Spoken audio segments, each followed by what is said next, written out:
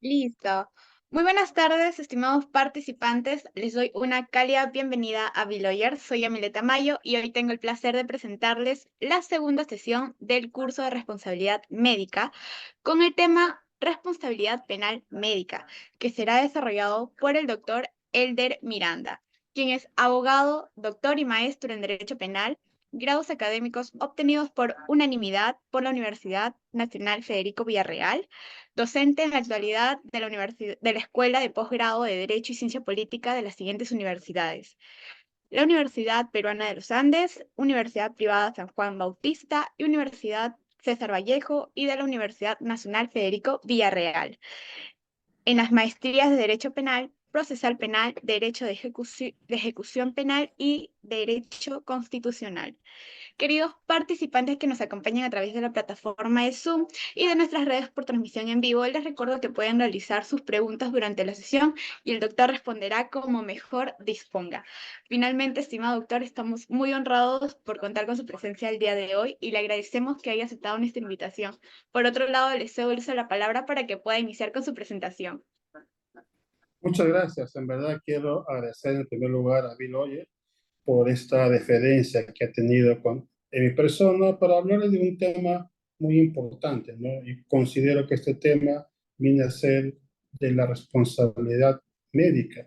Y vamos a compartir pantalla, que tenemos algunos PPTs que nos van a ayudar bastante con respecto al tema de la responsabilidad en la responsabilidad médica, ¿no? Y hoy en día nos hemos visto bastante en el tema de casos muy emblemáticos, ¿no?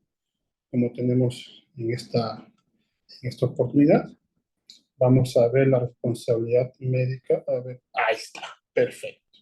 Por ejemplo, dentro del derecho comparado, tenemos nosotros, por ejemplo, la negligencia médica, el número de fallecidos que ha habido en España entre el año 2006 y 2022. Mire, ha habido un crecimiento en los años 2013, 2014, ¿no? Los picos más altos nacieron en 2014, 2016, y luego en el año 2022 prácticamente 700. Entonces hay un gran número de negligencias que existe hoy en día, ¿no? Y, y esto, por ejemplo, en el Perú, ¿no? 131 mujeres aproximadamente murieron, ¿no? Con la aplicación el año pasado por la mala praxis, ¿no? Según los datos del Ministerio Público, el Poder Judicial. Y la mayor caso se ha dado hoy en día porque no solamente las damas, ¿no? También los varones quieren hacer eh, verse estéticamente bien y a veces recurren a ciertos especialistas, ¿no? Pero que al final no son especialistas, sino que en este caso llega a la muerte. ¿Y por qué se da? ¿Cuál sería la responsabilidad en estos casos? Han detallado, por ejemplo, un caso mediático ha sido de la cantante folclórica, ¿no? Muñequita Sally, ¿no? Que tenía una edad muy joven, ¿no? Se sometió a un tipo de tratamiento y el doctor Fong, según la imputación que existe por parte del Ministerio Público, habría incurrido en una negligencia médica. Y ahí vamos a ver, ¿no? La responsabilidad que él tiene. ¿Sería un delito culposo o sería un delito doloso? Porque según la información que tenemos es que él habría dejado, ¿no? Que en este caso la agraviada Oxisa, no tenga esta consecuencia muerte porque no se tomó las medidas correctivas o las medidas preventivas para poder, en este caso concreto, tratar de solucionar, entre comillas, la negligencia que él habría incurrido. Y es por eso que en esta noche queremos ver la regulación que tiene nuestro Código Penal. Y eso nos llama a nosotros la atención porque según el artículo homicidio culposo, ¿no? nos habla efectivamente que el sujeto activo puede ser cualquier persona, pero hace la aclaración que en la primera parte hablamos del homicidio culposo tipo base y en la segunda parte hablamos del delito en su manera agravada, siempre y cuando ésta se haya realizado por inobservancia de las reglas de la profesión. Y ahí justamente estaría enfocado la responsabilidad del médico, que si bien es cierto, encajaría, pues no es una persona cualquiera, sino es una persona que tiene ciertas características especiales porque tienen una preparación para poder realizar este tipo de tratamiento médico, operaciones, atenciones ambulatorias, cirugías, etc. Entonces, en verdad estaríamos hablando, cuando él realiza la inobservancia de la regla de profesión, estaríamos hablando de un delito culposo o también podría encuadrar su conducta en un delito doloso, conforme al artículo 106 del Código Penal, cuando se habla del delito, ¿no?, del dolo eventual, ¿no?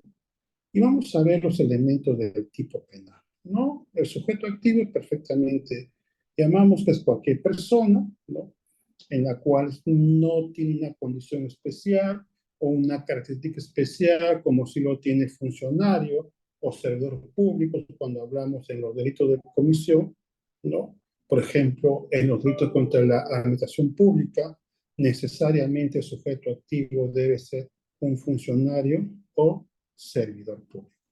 Aquí viene algo muy importante, ¿no?, que dentro del tema de la conducta típica es que nosotros debemos o se debe aplicar ciertas instituciones dogmáticas, ¿no?, que son muy importantes, ¿no?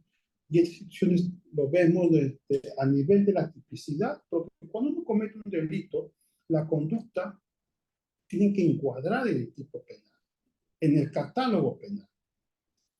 Pero asimismo, para que una conducta o el médico a realizar una acción dentro de la función que desempeña y ésta sea reprochable penalmente, dicha conducta debe pasar por tres filtros: tipicidad, antijuricidad y culpabilidad.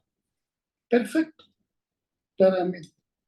Pero a nivel de la tipicidad encontramos los elementos objetivos del tipo penal. ¿Qué es eso, doctor Miranda?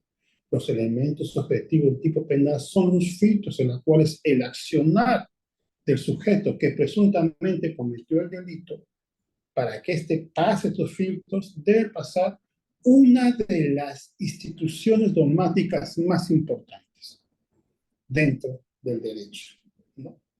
Ahí tenemos, por ejemplo, tenemos el riesgo permitido, el principio de confianza, ¿no?, la prohibición de regreso, la autopuesta en peligro de la víctima.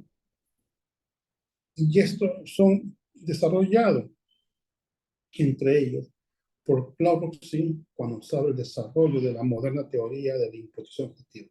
Y esto hay que tenerlo claro porque cuando cometemos un delito contra la vida y cuerpo de la salud, sea un homicidio culposo que ha realizado el médico por inobservancia de las reglas, ¿no?, de la profesión, o sea, un delito doloso, tenemos nosotros que pasar ese filtro.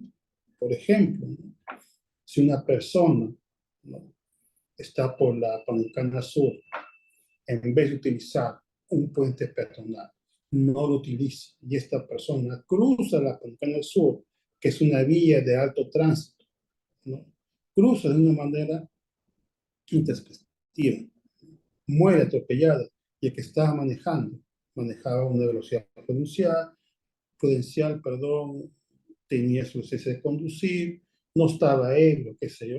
Entonces ahí la conducta no es imputable al autor, a pesar que cometió el delito, ¿no?, porque se produjo la muerte de la persona. Pero y ahí tenemos que hablar nosotros efectivamente el ámbito de la responsabilidad de la víctima. ¿Quién fue el que creó este riesgo? ¿Quién fue que con su accionar, que con su conducta se produjo la muerte? Fue la propia víctima. Por eso es que el desarrollo dogmático de la teoría de la imputación objetiva Es fundamental cuando Roxin nos señala, ¿no?, que cuando un resultado causado por la gente solo puede ser, ojo, solo puede ser imputado al tipo objetivo si la conducta del autor, y ahí viene justamente cuando los médicos realizan, ¿no?, la labor, ¿no?, dentro de una sala de operaciones, etc. Aquí lo que te está diciendo es que si el médico con su accionar ha creado un peligro para que el bien jurídico no cubierto o por un riesgo permitido, y ese peligro también se ha realizado en un resultado concreto. Es un buen cristiano lo que te dice es que efectivamente, antes de entrar al nivel de la antijuricidad, de la culpabilidad, tenemos que ver si objetivamente la conducta, ¿no?, del presunto autor del hecho criminal ha creado un riesgo de tal manera que se vulnere el bien jurídico tutelar. Creo que es claro, preciso lo que nos dice la norma. Y ya, como hace un momento también decíamos, ¿no?, la teoría de la imputación objetiva va aproximándose, dice, ¿no?, a ser una teoría general. Yo considero que no se va aproximando, y es parte de la teoría general del delito de la conducta típica. Está dentro de los elementos objetivos del tipo penal. Es decir, el resultado A produjo resultado B y punto, no. Sino que el accionar, la conducta que hizo A, definitivamente fue de tal manera que creó ese riesgo para que se vulnere el bien jurídico tutelado, ¿no? Es decir, que la atribución del resultado ya no es la cuestión dominante, sino que la imputación objetiva debe extenderse fuera del ámbito de la imputación de resultados. Es decir, por este camino se plantea una equiparación. Entonces, la imputación objetiva juega un papel fundamental en el desempeño de la función que realiza el médico dentro del ámbito de la propia profesión, si efectivamente cumple o no cumple las reglas que se le han impuesto, inclusive las reglas sociales, siempre y cuando tenga intrínsecamente de proteger el bien jurídico. Por ejemplo, cuando vamos a una clínica, un hospital, dice, esto no es emergencia, es de urgencia, ¿no? Cosas que se están dando efectivamente, ¿no? Vamos a ver, la imputación objetiva es importante cuando el médico desarrolla, ¿no?, dentro del marco de la profesión su conducta, ¿no? Es como un filtro. Vamos a ver si efectivamente en el caso concreto del doctor Fong con la agraviada, cuál fue su comportamiento. Si este comportamiento quebrantó, ¿no?, quebrantó efectivamente dentro de las observancias que pudo prever, y acá viene la cosa cuestionable, ¿no? Si el médico pudo prever el resultado y no hace nada por evitarlo, estaríamos hablando nosotros de un homicidio doloso, es decir, un por dolo eventual, como pasó el caso Ivo Dutra, por ejemplo. Este caso fue mediático, el caso Utopía, el caso de Gamarra, efectivamente, ¿no?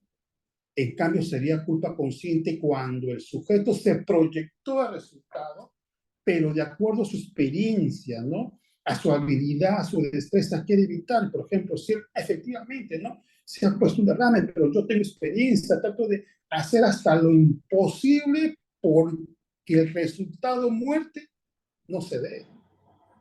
Entonces, ahí es muy importante la calificación que debe hacer el Ministerio Público respecto, ¿no? Y eso está estipulado en el artículo 7, el título preliminar del Código Penal, donde habla de la responsabilidad objetiva. Es decir, no basta que solamente se haya producido que la muerte sea imputada al médico. Se imputada al médico, quizás se le dio un paro cardíaco que propio de la reacción que tuvo que la víctima, y eso no puede ser imputable al sujeto activo, ¿no? Entonces, son cosas efectivamente que hay que evaluar, ¿no? Por eso que la imputación objetiva constituye un criterio de irrenunciable aplicación conforme al derecho positivo. Entonces, corresponde en este caso al Ministerio Público, cuando realice las denuncias, analizar si concurre o no los presupuestos. Y aquí vamos a ver efectivamente, de acuerdo a la información a través de los medios periodísticos o a la información que se está dando dentro del derecho de la información que da determinados medios de comunicación y la credibilidad respectiva, ¿no? Podemos afirmar nosotros que efectivamente el doctor hizo hasta lo imposible por evitar la muerte de la agraviada, de la princesita.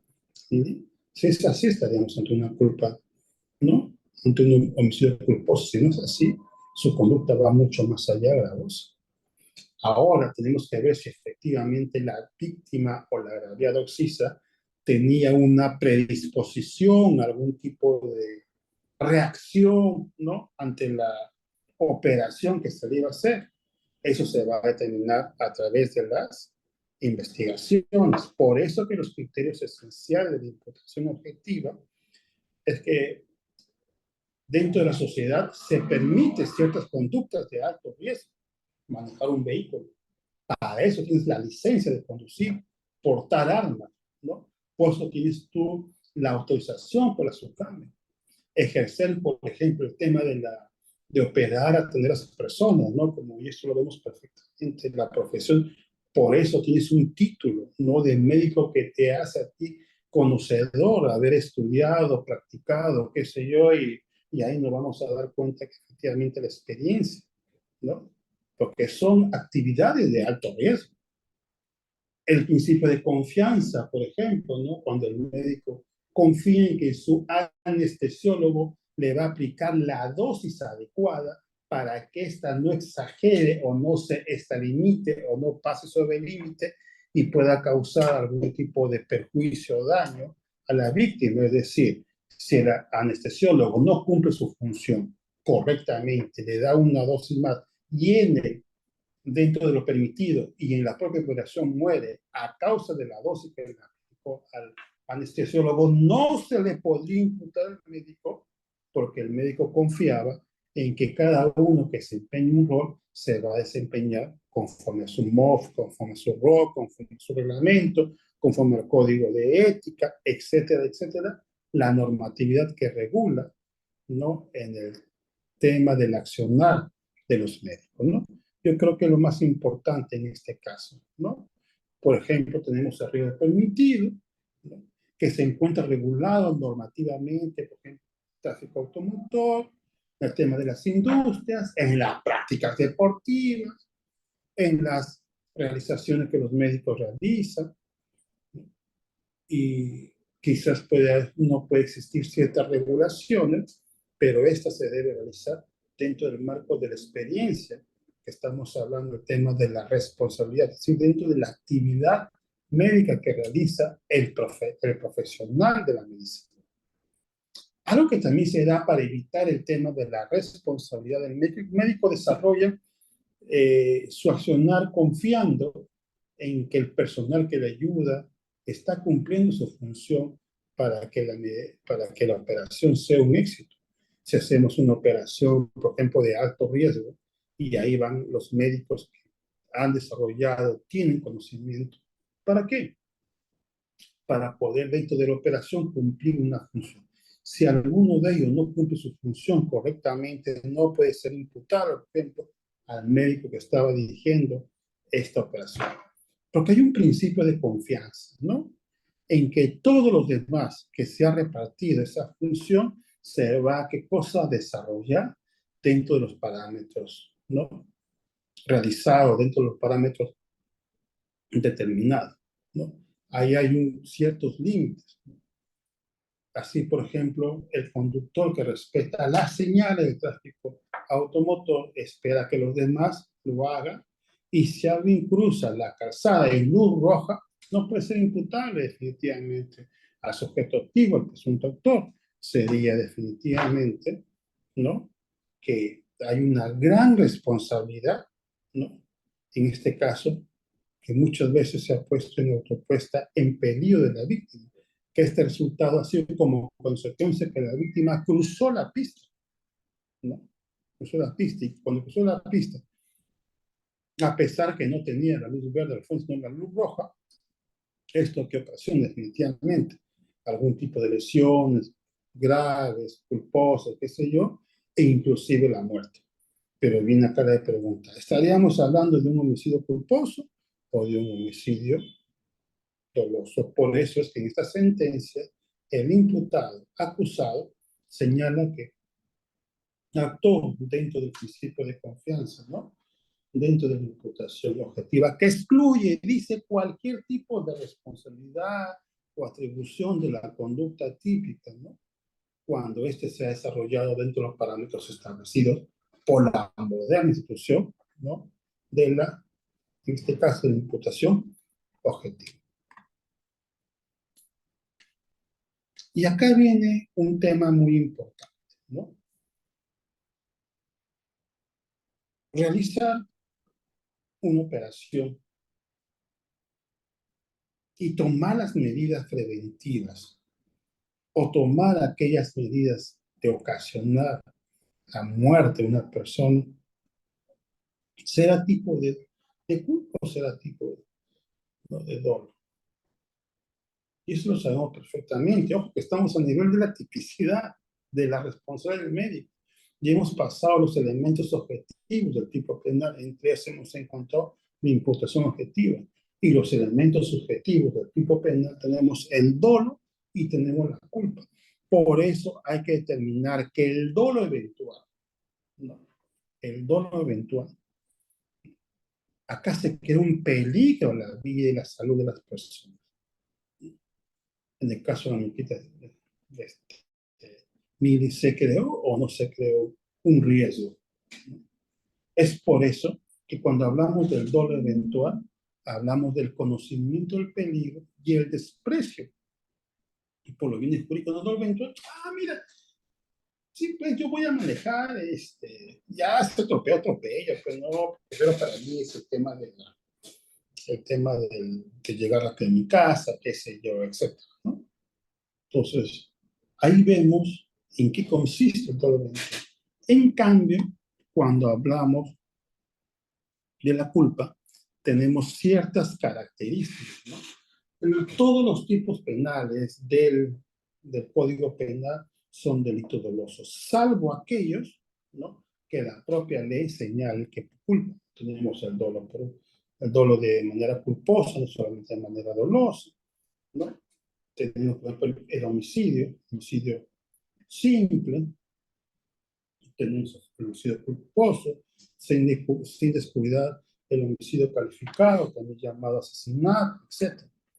Entonces, la propia norma debe decir el que por culpa mata. Si no dice que por culpa, ¿no? Se acepta que todos los delitos, ¿no? Y eso debemos tenerlo en cuenta, ¿no?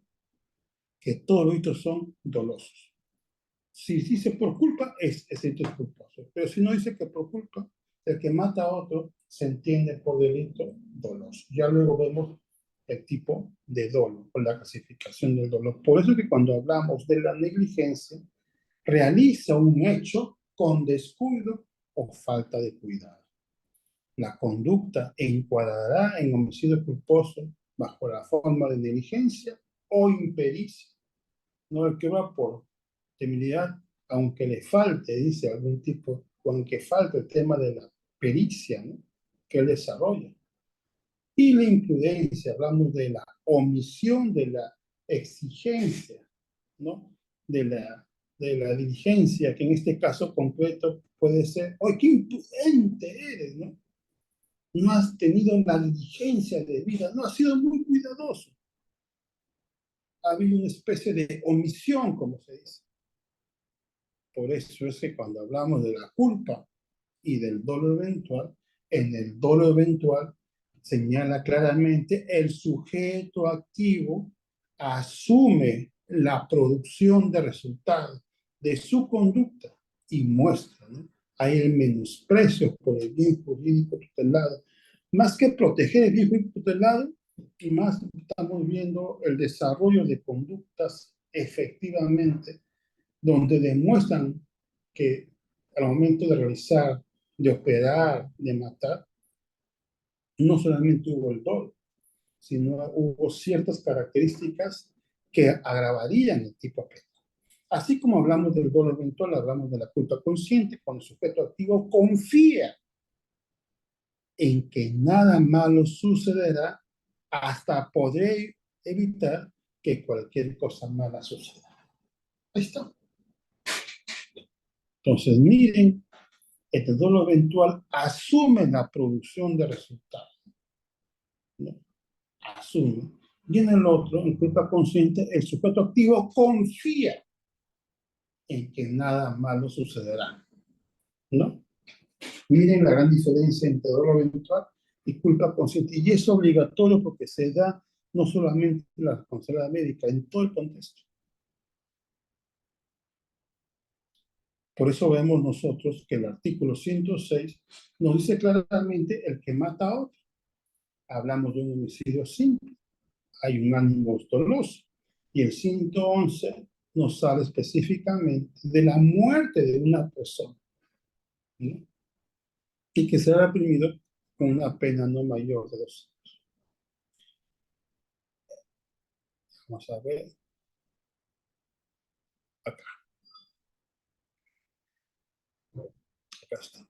Se debe tener en cuenta, ¿no?, que si una persona o el médico cumple todas las normas de cuidado, dice todas, no dice algunas, todas las normas de cuidado, ¿no?, y manifiesta su diligencia de vida para cumplir las exigencias del ordenamiento, no se puede exigir ningún tipo de responsabilidad. ¿No? ¿Por qué? Porque tuvo la diligencia de vida.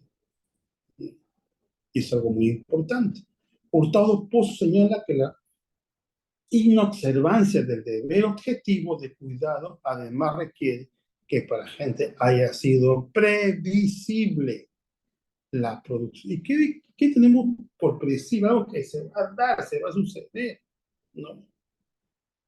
Una vez, y esto va a suceder de tal manera, ¿no?, de tal manera que va a cambiar el contexto en sentido estricto de la responsabilidad, ¿no?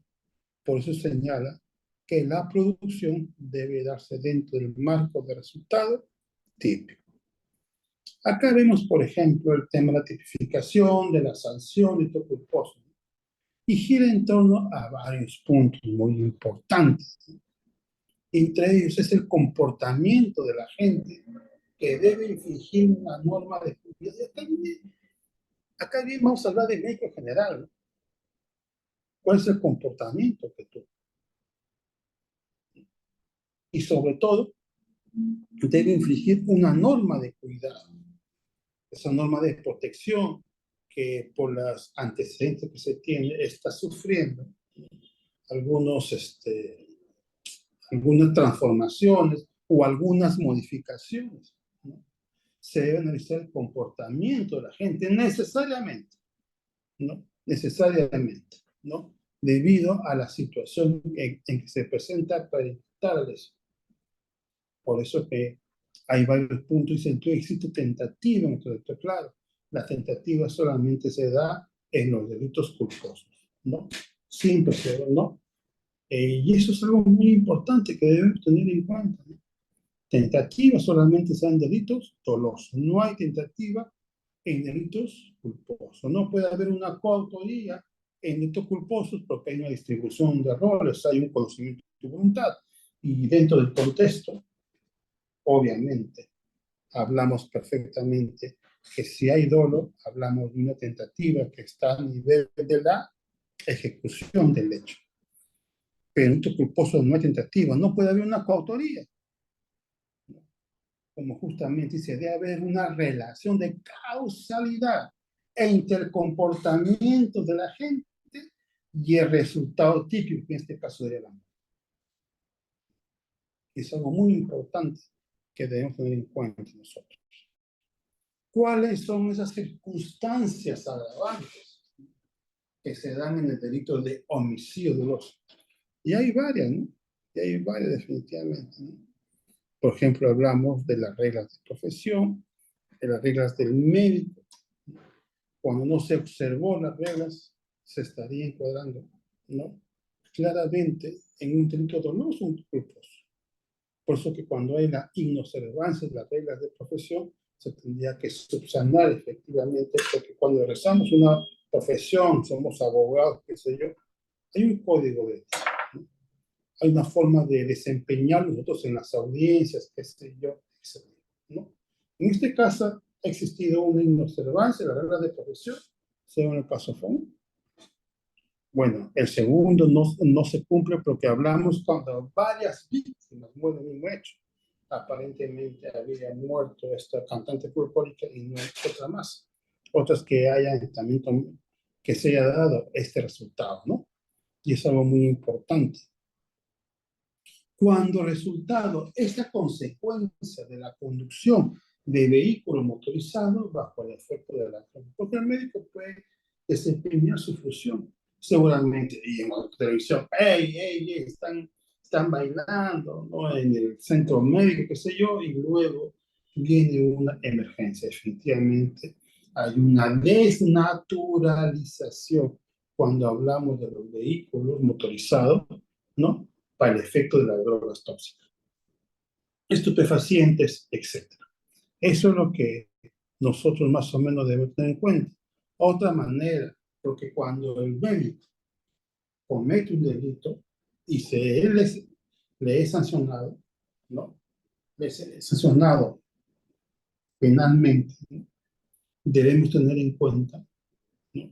Algo muy importante, es los elementos objetivos del tipo penal cuando hablamos la responsabilidad del médico, ¿no? Por ejemplo, el empleo de armas, de drogas, pacientes, sustancias sintéticas, qué sé yo, allá hablamos el tema del delito. Y esa es su manera agravada, en su manera agravada. Por ejemplo, acá viene, ¿no? Cuando vienen las inobservancias de las reglas técnicas de tránsito, por ejemplo, ¿no? Todos conocemos que hay reglas determinadas a través de dibujos, ¿no? En las cuales se puede ver específicamente que se puede doblar a la izquierda, o no puede doblar a la izquierda, lo puedes girar hacia la derecha, izquierda, qué sé yo, etcétera, ¿no? Y aquí vamos a ver las reglas técnicas que se hallan en el reglamento de desarrollo de tránsito. Porque algo muy importante es que hoy en día tenemos la mala costumbre, no todos, de no cumplir las reglas establecidas, ¿no? Entonces allí entra a tallar, ¿no? El médico a decir que efectivamente, ¿no? No se ha dado ninguna observancia de las reglas de técnica, ¿no? Y eso nos trae a colación lo importante es el conocimiento que debemos tener nosotros. ¿Para qué? Para ver si efectivamente dentro del ámbito de la imputación objetiva encuadra, por ejemplo, la conducta del médico perfectamente dentro de los ámbitos objetivos del tipo penal. Eso no impide, ¿no? Eso no impide que cuando existe la comisión del hecho delictivo determinarse si es un delito doloso o es un delito culposo. ¿Es dolo eventual o es culpa consciente? Eso es lo que debemos tener en cuenta nosotros, ¿no?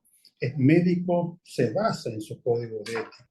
El médico tiene que saber efectivamente en qué momento, ¿no? El paciente, por ejemplo, se encuentra en condiciones, se le ha hecho su chequeo médico para la operación, durante la operación debe tener la experiencia, ¿no? En la cual se demuestre que efectivamente la víctima no murió a consecuencia de la mala praxis del médico, sino como consecuencia de las circunstancias externas o de la propia víctima que incrementó el riesgo que se dio.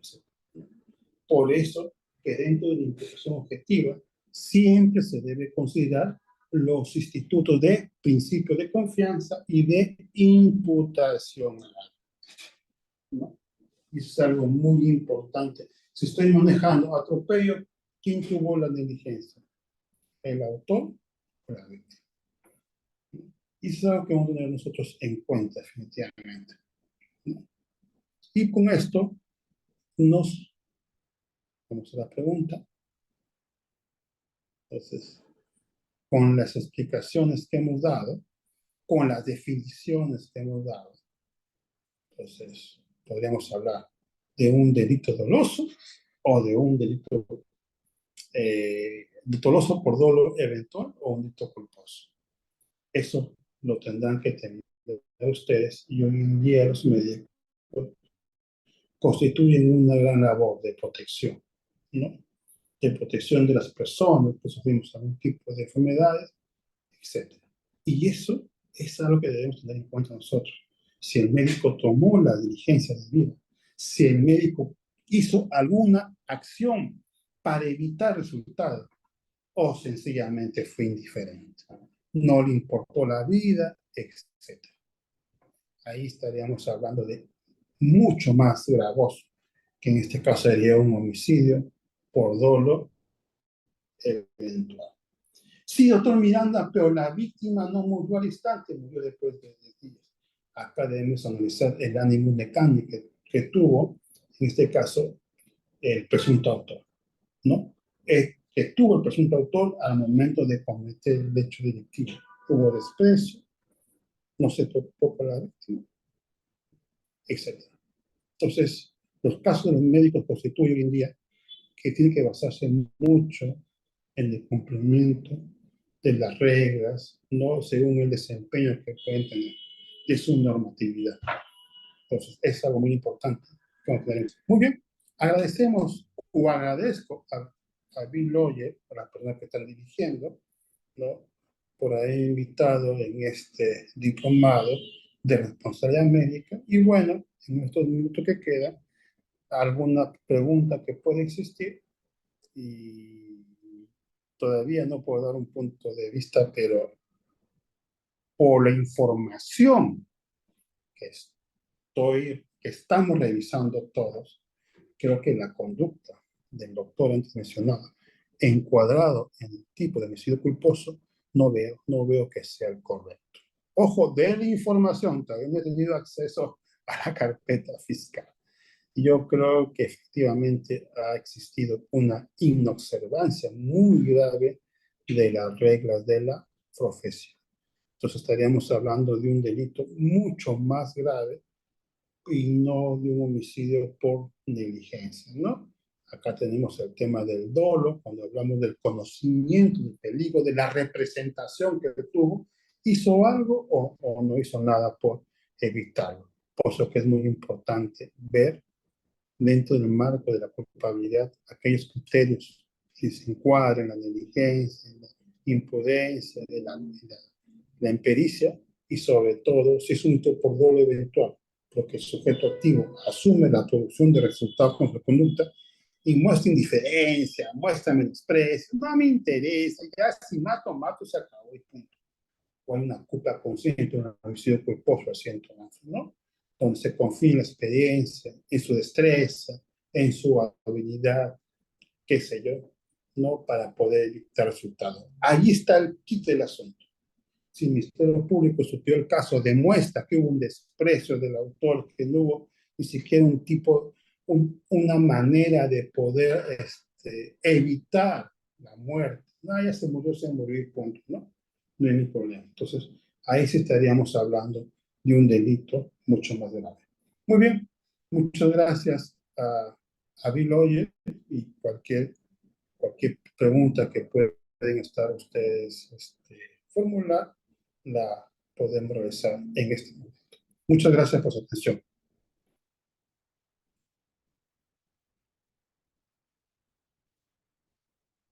Muchas gracias, Biloyo. No. Sí, doctor. Creo que hay dos intervenciones. A ver.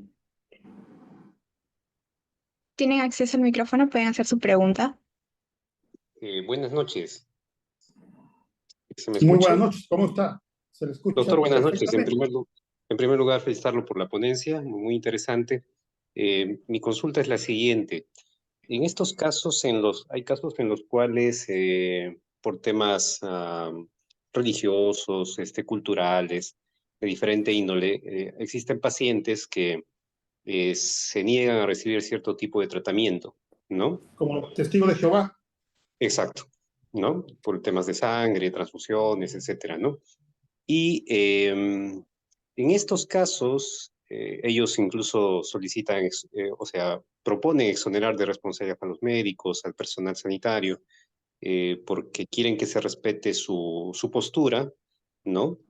Y al mismo tiempo no quieren perturbar la función médica e incluso proponen algún tipo de tratamientos alternativos o de otros mecanismos, ¿no? ¿Cuál es la implicancia de esto en el derecho penal? Porque, por ejemplo, hay casos en Argentina y en España donde ya los respectivos tribunales constitucionales sí han dado pie a que se armonice, ¿no? Ambos derechos, el derecho a la libertad de conciencia, religión, etcétera, ¿no? Con un oportuno tratamiento, porque pasa que a veces también los médicos esperan a que la situación se complique para que no quede otro mecanismo más de solución que no armonice mucho estos dos derechos, ¿no? ¿Cuál es la visión de la óptica del derecho penal, doctor? Muy buena tu pregunta. Excelente pregunta. Creo que contigo, Marco, ¿no? Has hecho una pregunta que la cual hoy día mismo hemos visto en el caso de la señora Ana Estrada, ¿no? La que acaban de aplicar el primer caso emblemático de la eutanasia, que está prohibido, no está prohibido por el catálogo penal, y eso no ha sido modificado por el catálogo penal, ha sido a través de una sentencia, un amparo, si mal no me equivoco. Y tengo entendido que más de 20 médicos no querían desconectar por el tema de sus principios. Justamente en España, me olvidé el caso, que fue, se le dio prioridad, se le sancionó a los médicos, inclusive a los padres, por haber permitido que no se le aplique este tratamiento médico efectivamente para salvar la vida de un menor. Pero en este caso, cuando llegó a la Corte Suprema, efectivamente dijeron no, había una preponderancia en este tema, ¿no? Del derecho a la creencia religiosa. Entonces, allá hablamos de una ponderación, ¿no? En Trujillo también hubo un caso, ¿no? Este tema. Entonces, aquí el derecho penal definitivamente va a tener que ceder de acuerdo a las circunstancias porque hay una ponderación. Ahora, el bien jurídico más importante es el derecho a la vida. Eso sabemos perfectamente, no hay otro derecho. Pero en este caso concreto, cuando estamos ante la vida, también hay un tema de creencias, que no podemos compartir su modo, qué sé yo, etcétera. Pero desde mi punto de vista debe primar el derecho a la vida sobre cualquier otro derecho. Derecho a religión, derecho a la creencia. Pero la jurisprudencia no ha sido tan positiva en este caso, ¿no? Yo tengo un concepto totalmente distinto que en otro momento lo podemos revisar. Pero acá se va a tener que analizar cada caso concreto. En el caso Ana Estrada, ningún médico quería desconectar. En el caso del aborto, por ejemplo, terapéutico, ¿no? Hay dos casos que han llegado ante la Corte Interamericana y han sancionado al Estado peruano, porque los médicos dicen, no, no, acá no está en riesgo que la vida, tú solamente hablaba del riesgo de la madre, sino que cuando se demuestre que el hijo va a tener algún tipo de anomalías, qué sé yo, etcétera, algunas taras, qué sé yo, etcétera, que ponen en riesgo la vida. Entonces son casos que efectivamente que se han dado, donde hemos visto que de acuerdo a la posesión de la Corte Suprema y los casos, han dado prevalencia definitivamente a otros derechos distintos a la vida. Desde mi punto de vista, el derecho más importante que la vida y, y efectivamente puede crear unos grandes puntos de vista y siempre los puntos de vista distintos son motivos para poder debatirlo, ¿no? Pero en el caso concreto hay que analizar, a su pregunta, hay que analizar cada caso concreto. ¿Sí? Imagínate, ¿no? El aborto terapéutico no tiene una sanción penal porque está, en este caso, cuando hay una preponderación de la vida de la madre sobre, en este caso, el concebido, el que ha nacido, definitivamente. Pero está en el catálogo penal, ¿no? La eutanasia está en el catálogo penal como una sanción, no de la muerte asistida, qué sé yo. Pero ya hoy en día, si una persona quiere morir, el derecho a la dignidad y se encuentra en un proceso, como ha estado muchos años de señora con un cuadro degenerativo y que los médicos habían dicho que ya no tenía cómo poder recuperarse definitivamente, ha generado un gran debate académico. Y reiterando la pregunta sobre todo en este tema de los temas religiosos, ¿no? Recuerdo mucho que un gran periodista, hace más de dos décadas, efectivamente, no se quiso someter a la prueba de ADN, porque justamente había una prevalencia del derecho a sus creencias sobre el derecho del nombre del menor, ¿no? En este caso fue una menor, ¿no? Entonces no sometió, pero fue una jueza, ¿no?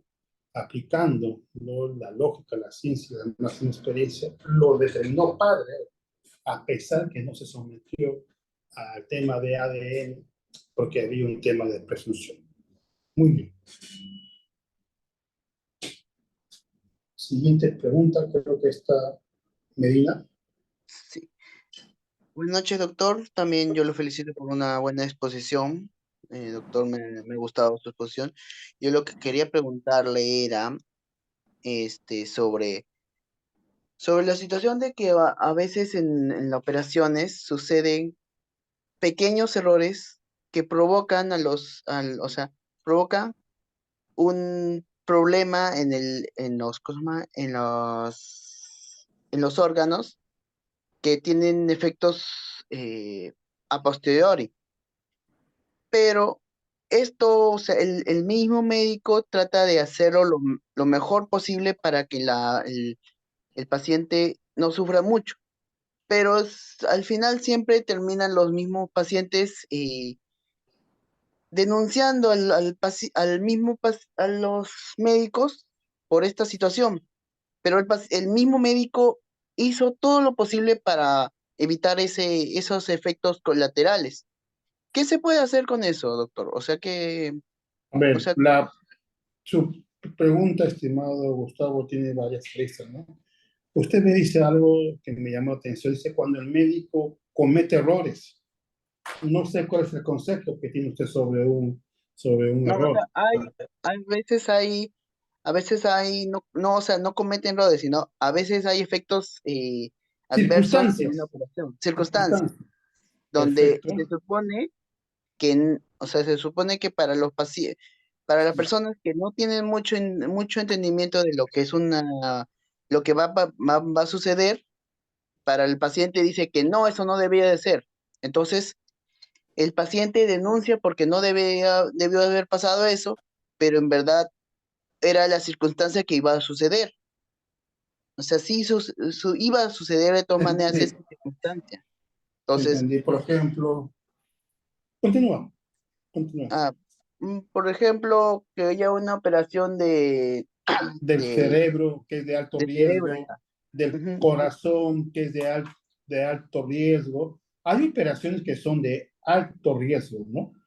Y que puede ser que el propio médico, por la más experiencia que tenga, por la más preparación que tenga, sea el número uno. Dentro de las operaciones hay ciertos niveles que se puedan dar ciertas circunstancias, inclusive a la familia. Tú firmas este documento que efectivamente nos está dando la autorización de hacer esta operación porque tienes muchas probabilidades, ¿no? Adversas, otros inclusive las probabilidades son menores, pero definitivamente en la propia operación puede ser circunstancias, ¿no? Por ejemplo, se da cuenta que la víctima no era a una cierta reacción a la propia operación, pero el médico en este caso concreto realiza toda la diligencia debida. Si bien es cierto, al suceder esa circunstancia puede ocasionar la muerte de la persona, pero hace toda la diligencia debida por evitarlo, ¿no? Definitivamente podríamos hablar de un suicidio culposo, pero a pesar de eso, el médico realizó todos los parámetros, realizó en este caso todo el camino durante la operación de poder evitarlo y que esto fue producto, por ejemplo, de la reacción de la víctima, efectivamente, independientemente de la denuncia que le hagan al médico, obviamente su conducta no sería reprochable penalmente, ¿no? Porque él cumplió con las reglas de la profesión. Es lo que justamente en este caso de este médico han salido otros médicos a decir definitivamente que la víctima presentaba ciertas probabilidades, que esto se debió a que la víctima no reaccionó correctamente ante la operación, ante los medicamentos que se le había aplicado. Eso se va a determinar en una investigación. Pero lo que quiere dar, o lo que se quiere quedar claramente es si el médico cumplió o no cumplió la regla de su experiencia con respecto a su profesión, independientemente que la operación puede darse en varias circunstancias. Entonces, ahí juega un papel fundamental que el médico haya tenido la diligencia debida y ya haya cumplido todos los cánones o haya cumplido todos los parámetros o todos los criterios o todos los filtros para que la operación sea un éxito. Es lo que quiere todo médico, pero a veces por las propias circunstancias, no por los errores, por las propias circunstancias se pueden dar. Muy bien. Una última pregunta, por favor, porque tengo que entrar a una sesión de clase. Doctor. Sí, adelante, BM Juan, creo que vamos, Sí, Juan. doctor, sí, igual felicitarlo por la excelente presentación que está haciendo, ¿no? Sí me escucha, ¿verdad? Perfectamente. Ya, muchas gracias. No, yo lo que quería preguntarle es a raíz de la última respuesta, ¿qué es cómo se determinan los parámetros que debe seguir un médico al momento de una intervención? ¿Son solamente las reglas que estén en manuales? Supongo que para cada intervención hay manuales de qué exámenes realizar para recetar la medicina o los fármacos que se van a hacer en el preparatorio, preoperatorio, durante la operación y el postoperatorio. Supongo que hay normas o directivas que regulen más o menos qué es lo que debería o recetarse, tratarse, o recetarse, en el derecho dependiendo de la penal, situación concreta, ¿no? ¿O es que se va a un tema de que se reúne a los médicos y más o menos se somete a una especie de juicio donde dicen, no, debió haber hecho esto, adicionalmente a lo que podría estar en las directivas, o solamente se agota en directivas que hay? Gracias. En el derecho, gracias por tu pregunta. En el derecho juega un papel fundamental la pericia. Va a jugar un papel fundamental cuáles fueron las causas que murió esta persona. Y la pericia va a jugar un papel fundamental. Y en la pericia se va a determinar cuáles fueron esas causas. Y en esas causas solamente se va a preguntar al perito por qué se dio. Porque el perito sí está en la capacidad, es el especialista, es el auxiliar del juez, donde va a determinar efectivamente cuáles fueron esas causas. Pero eso no es algo que tenga, influya directamente por el juez. Puede, dentro de la lógica, la ciencia y la máxima experiencia, él puede darse cuenta que efectivamente si tuvo la diligencia de debida o no. Pero como usted muy bien dice, ¿no? Como toda profesión, hay manuales, hay directivas, hay criterios establecidos por la ciencia de la medicina, ¿no? ¿Qué medicamentos debes dar o qué no medicamentos debes dar? Inclusive el que realiza la pericia, en este caso concreto, que es un ente del Ministerio Público, ¿no? Se puede equivocar. Por eso que la parte, en este caso el médico, presenta un perito de parte y ahí viene el debate pericial. Y ahí el juez va a determinar que efectivamente cuál es la teoría del caso, cuál fue la conclusión de la pericia que efectivamente convence, ¿no? Totalmente de acuerdo. Muchas veces encontramos en delito contra la libertad sexual o en delitos que efectivamente hay una negligencia, ¿no? Con respecto a que no se ha respetado, ¿no?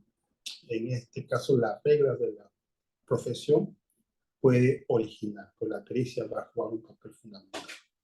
Espero haber resuelto tu pregunta.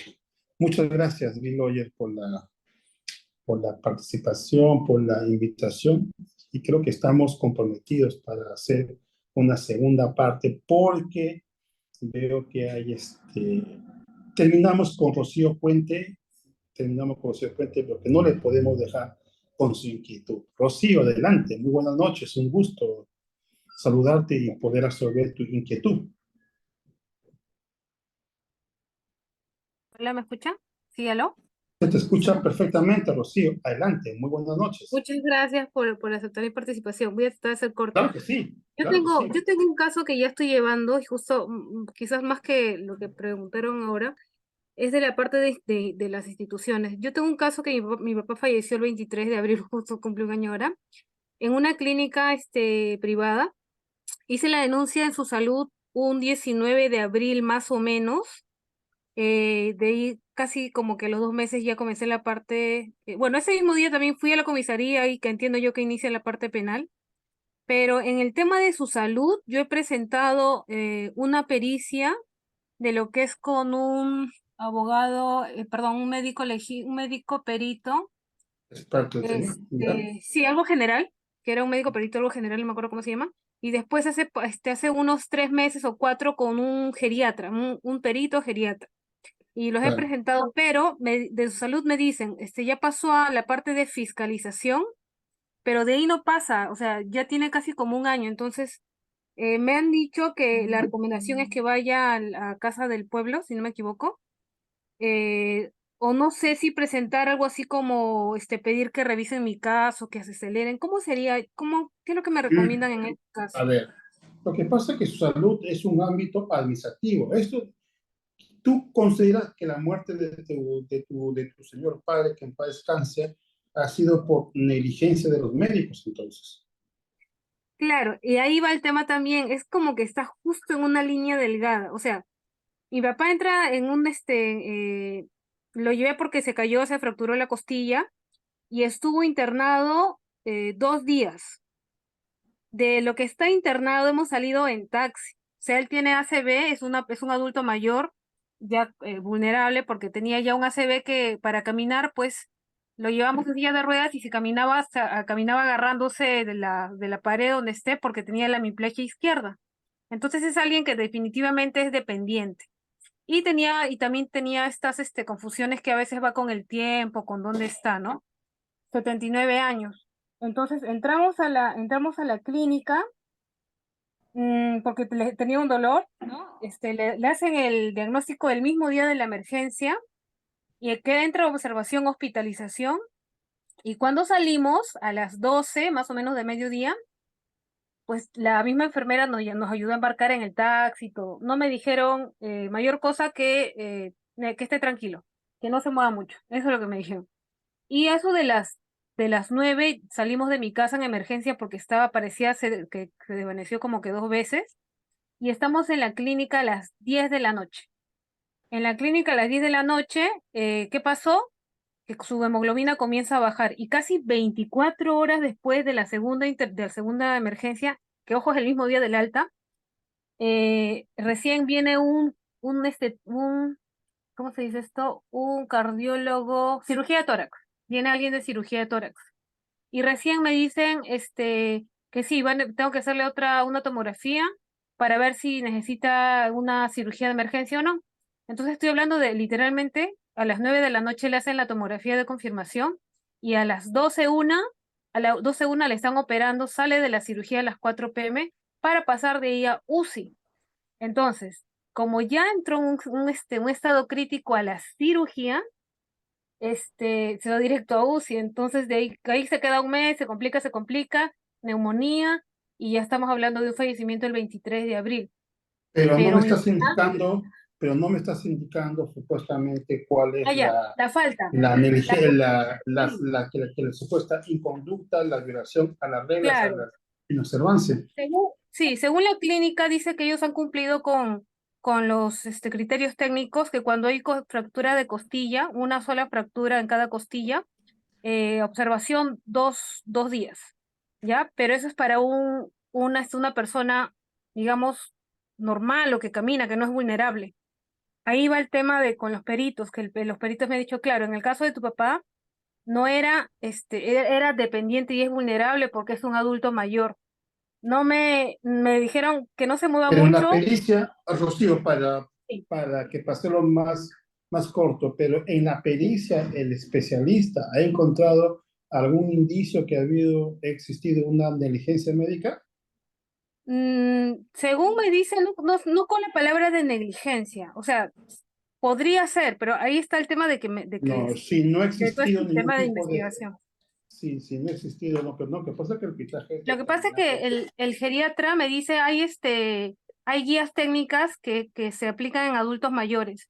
Y en el caso de adulto mayor tendrían que haberle hecho un examen así como le diagnosticaron la fractura con una tomografía, tendría que haber salido el día del alta con una tomografía, pero el día del alta no le hacen tomografía.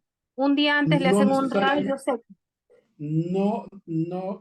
necesariamente, no necesariamente estoy diciendo el hecho de Ujú. que no se haya determinado o no se llevó de cabo un examen, eso genera algún tipo de responsabilidad penal. ¿Sí? Muchas Claro, o gracias, sea, Rocío. sí, ok, gracias. Gracias. Y eso hay que tener en cuenta algo muy importante, ¿no? Tener bien claro cuáles fueron las signos de relevancia para haber algún tipo de responsabilidad. Ahora sí, muchas gracias, estimado David Loyer. Listo, muchísimas gracias, doctor. Le extendemos nuestra total gratitud por la participación en este curso. De verdad, su conocimiento y experiencia han sido bastante enriquecedoras para todos, creo, y esperamos contar con usted en futuros eventos académicos, doctor. Muchísimas gracias por su ponencia. Ha sido bastante interesante y dinámica. Gracias, cuídate mucho. Un fuerte abrazo. Saludos Listo. para todos los que están presentes. David Loyer, gracias. Buenas Listo, noches. muchas gracias. Estimados participantes, con ello hemos finalizado la sesión que se tenía programada para el día de hoy. Recordad que quienes estén interesados en adquirir el certificado pueden escribirnos al interno. Muchísimas gracias, que tengan muy buenas noches. Hasta la próxima.